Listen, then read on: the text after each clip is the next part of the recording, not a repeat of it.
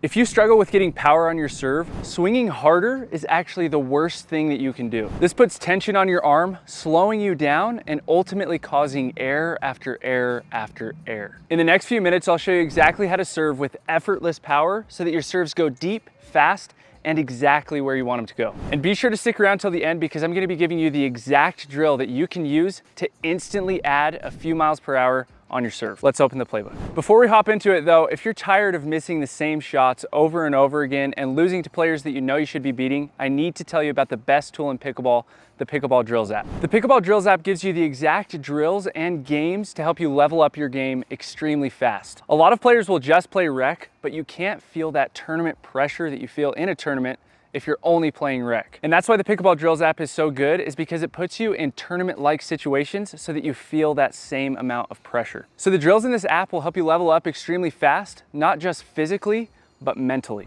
In fact, I went from losing a 4-0 tournament to winning a 5-0 tournament in the period of 3 months just from doing the drills in this app. And it's not just me, there are thousands of players all around the world that are seeing the same success. If you want to try out the app, you can go to pickleballdrillsapp.com and start absolutely free. Every minute you put it off is another minute that your opponents are out repping you and getting ahead. So don't put it off. Go start a free trial. It's absolutely risk-free. You can cancel at any time. And we have a 30-day improvement money-back guarantee. So if you don't see results in the first 30 days, you just send me an email and we'll refund you, no questions asked. So there's literally no risk in doing it. Go to pickleballdrillsapp.com, start a free trial. You won't regret it and you will improve your pickleball game.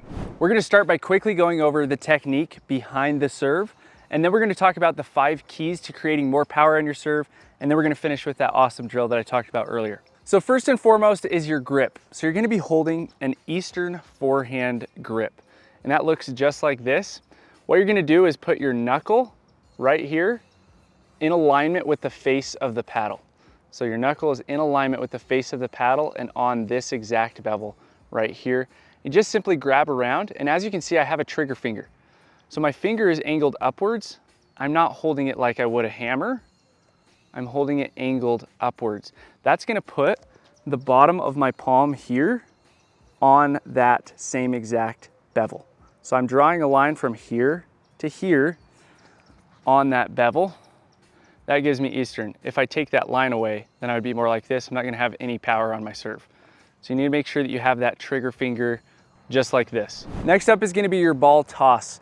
So a lot of players will toss up the ball. That just makes the timing a whole lot harder. So a quick little tip is to just drop the ball as you swing through. So I'm dropping and then I'm hitting, rather than tossing and having to time it. That will really help. So palm down and you're gonna drop it. And specifically, you're dropping it out towards the side here. So it's to the side of my body. It's not directly out in front of me. It's over here and in direct alignment. If I were to draw an arrow from my knee, here, my front knee, all the way out to the ball, that's the exact spot that I wanna be dropping. That's gonna help you also to create some power, which we'll talk about a little bit later, but having this full fluid motion rather than being tucked in here. Because if you toss it close to your body, it's gonna be way more difficult to create that power. All right, the next part is the actual motion. So we're gonna start with our tip up, and then we're going to relax down and pet the dog. We start with tip up because it's like it's going down a roller coaster. You're gonna build momentum and accelerate through the ball. If you don't start with tip up and instead you just start down here, you're missing out on a ton of power already. So you wanna start up here, tip of your paddle upwards, and then we're just letting gravity take place, dropping, and then we're petting a medium-sized dog. Notice my paddle face is pointed downwards when I'm petting this dog right here. Okay, it's not pointed out, it's not pointed in any which way, it's just pointed downwards. And then the most important thing is that my butt cap here is pointed towards my target when I'm petting that dog. So medium dog, I'm petting it. Now my butt cap is pointing towards that target. So we're up, relax down. We're in that petting dog. And then we're going outwards and upwards. That's all that the motion is outwards and upwards. You'll hear a lot, the serve is low to high. Just think outwards and upwards, as if you're going off a ramp. So we're coming down the roller coaster and off the ramp. And then the last thing to pay attention to is what my paddle face is doing. So butt cap is forward, I pull as if I'm pulling a rope, okay? I'm pulling a rope from behind me, and then I'm going outwards and upwards, and I am doing this windshield wiper motion. So simply my fingers are going from pointed down to pointed up. It's all coming from my forearm, going from open to closed, right as I make contact with the ball. That's the upward motion. The outward motion is just you're pulling that rope. So I'm pulling that rope, trying to keep my butt cap pointed towards my opponents as I pull through. And then lastly, you finish with that butt cap pointing towards the net. So just to show you what that looks like, I'm here, pet the dog, outwards and upwards, and I finish by pointing that butt cap towards my opponents or towards the net. So now we're gonna break this down into 5 keys to creating more power on your serve. That way, after you watch this video, you'll instantly have more power on your serve. All right, first and foremost is relaxing our arm down. So as we talked about before, what relaxing our arm down does is it sets us up for success. It sets us up to be able to hit the serve harder. So I want you to think about a whip. A whip is obviously extremely loose, and the reason that a whip has so much power is because it is relaxed as it whips through. So it goes from relaxed to then tense right as it smacks the ground or whatever it is that it's smacking. It's the same exact thing with our arm. If we can make our arm a whip, we're gonna have more power on our serve. So we're starting up here, and then we're just simply relaxing down. And remembering that every single time will automatically set you up for success to be able to hit with more power, because it's automatically setting you up to have that arm as a whip. So super simple, but we're just starting up and then relaxing. We're relaxing here. That's gonna set us up to create more power on the shot. Think about your arm almost as a noodle. The best pitchers in baseball, all of them have a noodle arm.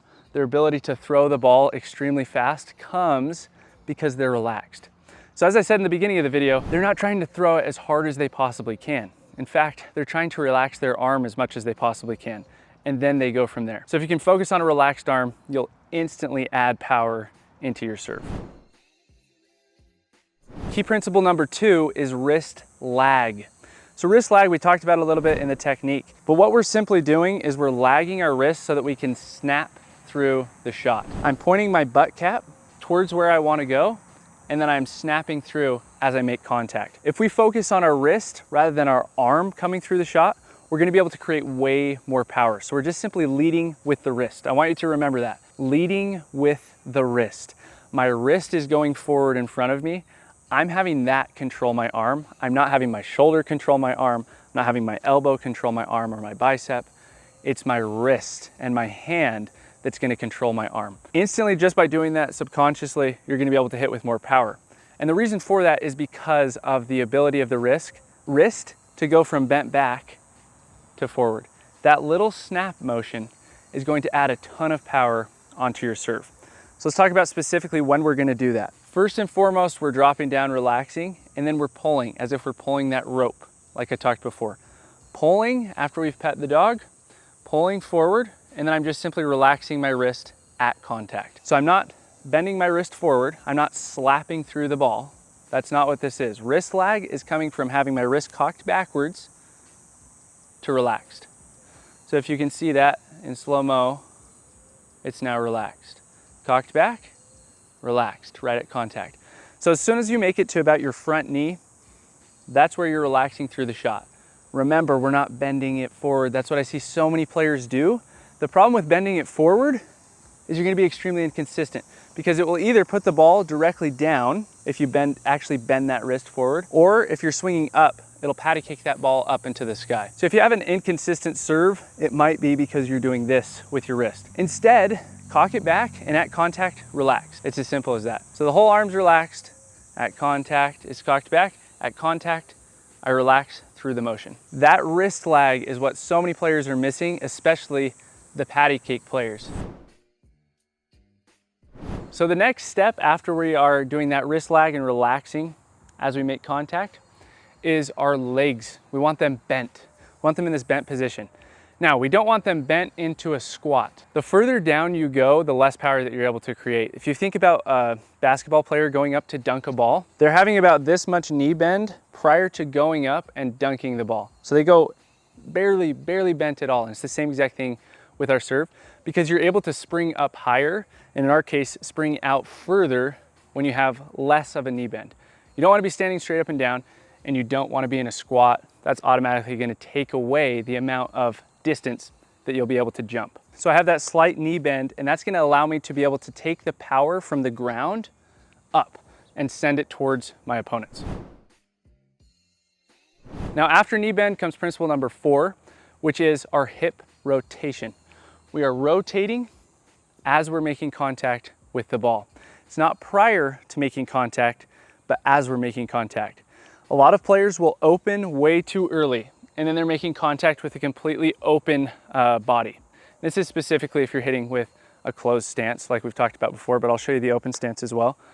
Is you wanna make sure that you're not opening prior to contact, but that you're opening up at contact. And then you're coming in to the court and utilizing that hip rotation towards where you wanna go. And the reason that you wanna have hip rotation is because it gives you more extension, automatically leading to more power.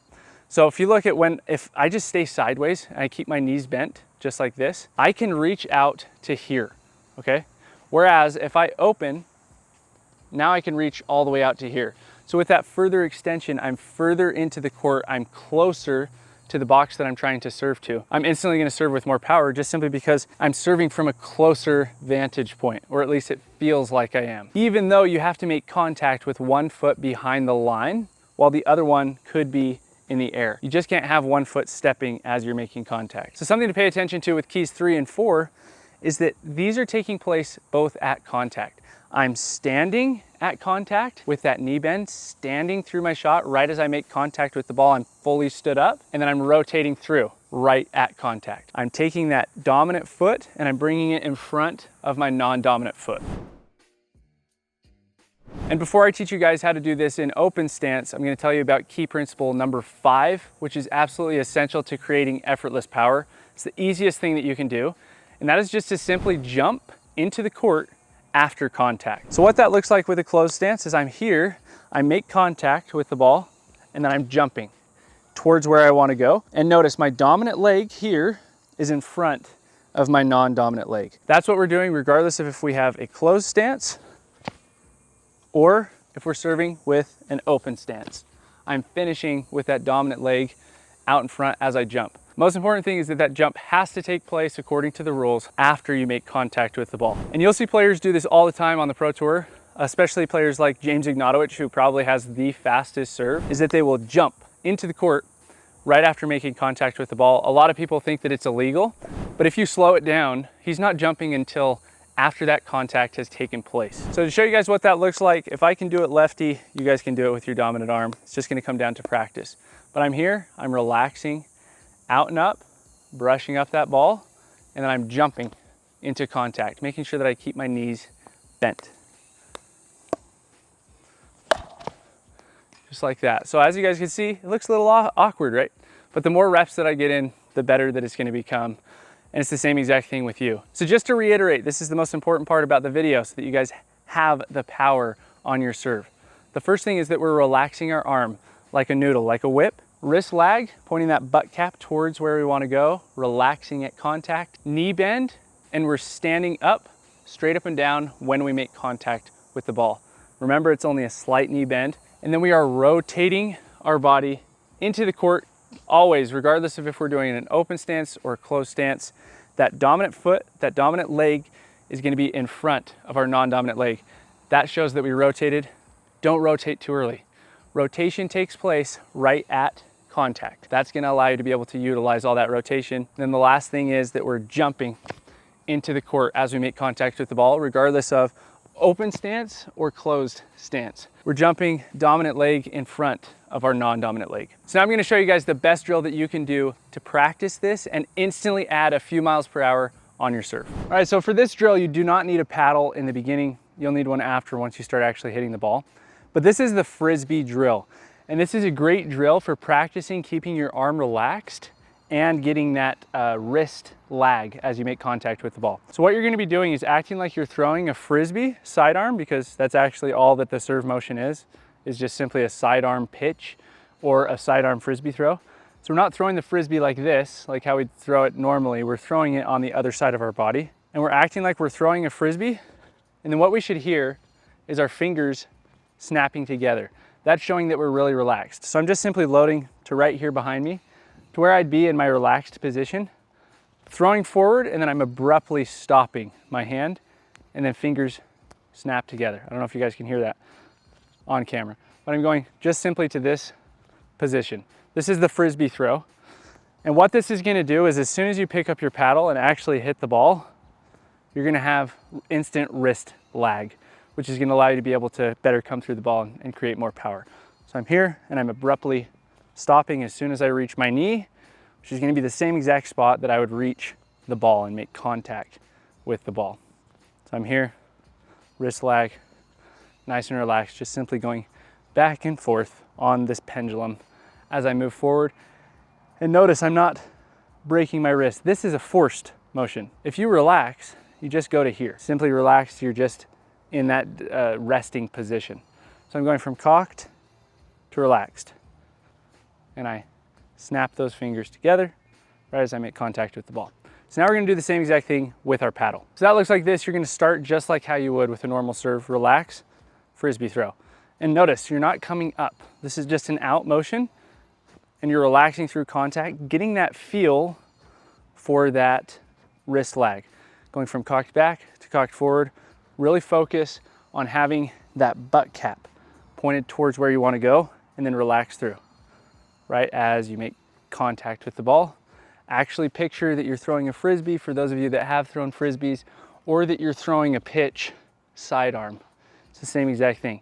So you're just simply drawing a line, a straight line to the side. Instead of throwing over your head, you're throwing to the side of your body and finishing right out in front of you. So start up here, finish out in front. Feel that wrist lag, get that butt cap pointed towards where you want to go, and finish out in front. This should feel extremely awkward in the beginning, just about as awkward as this feels, right? Even though I've had a little bit more practice with my left arm, but I'm just finishing, pointing butt cap towards where I want to go, and then I'm relaxing through contact. Now we're gonna pick up some balls and hit them.